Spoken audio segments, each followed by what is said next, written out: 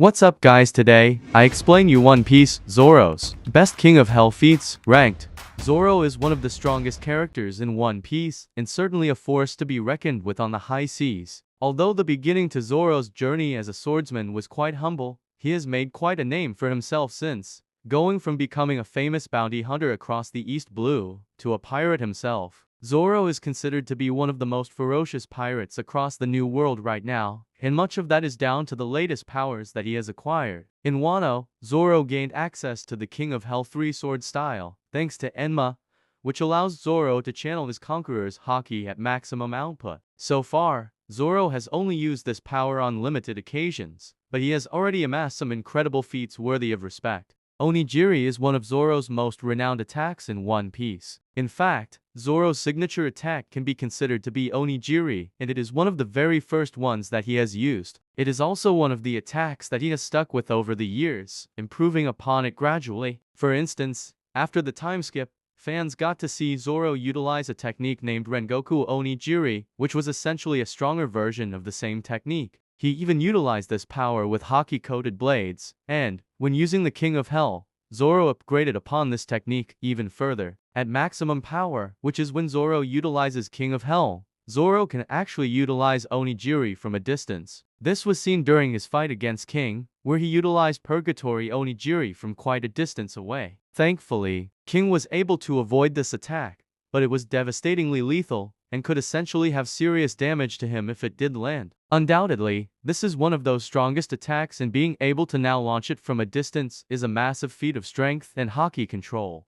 The King of Hell three-sword style is a very powerful technique, but it does come with its downsides. Its powers are amazing, but at the same time, it places significant stress on Zoro's body. Zoro has himself claimed that he can only utilize this technique for a few minutes before it actually takes his life. This makes this technique very risky, and in many ways, a double-edged sword. The fact is that Zoro can still utilize this power for long, and that in itself is a feat of strength and endurance. Just wielding Enma normally for any samurai is a death sentence. In fact, in One Piece chapter 954, Kaiman suggested to wield Enma. It was seen that the blade placed immediate stress on Zoro, even when it was only taking armament haki. However, the fact that Zoro is able to push his haki and regulate it into Enma and still fight for extended periods of time just goes to show how tremendous his haki pool is, and how amazing his control over this power is. Undoubtedly, this is one of his biggest feats so far. Zoro is no stranger to combining multiple techniques and delivering a successful end to dangerous battles. That is precisely what he did against King in a terrific showing of strength and skill. In the Wano Country arc, fans found out that Zoro had already copied the Kitsune-Biru from Kaiman. This ability allows Zoro to cut fire. He inherently combines its abilities with King of Hell. This essentially means that all of Zoro's strikes are powerful enough to cut fire and magma itself. Zoro's strongest attack, Dragon Damnation, saw him combine this ability with his incredible swordplay skills, slice across King's extra-large dragon, and then deliver a ranged slash to him, completely defeating him in combat. Zoro also managed to clip one of his wings with this technique, and this just goes to show that he has come a long way. His slashes are so powerful that he can essentially deal deadly damage to the right-hand man of a Yonko, and that puts him on a very high pedestal among the swordsmen of the One Piece world.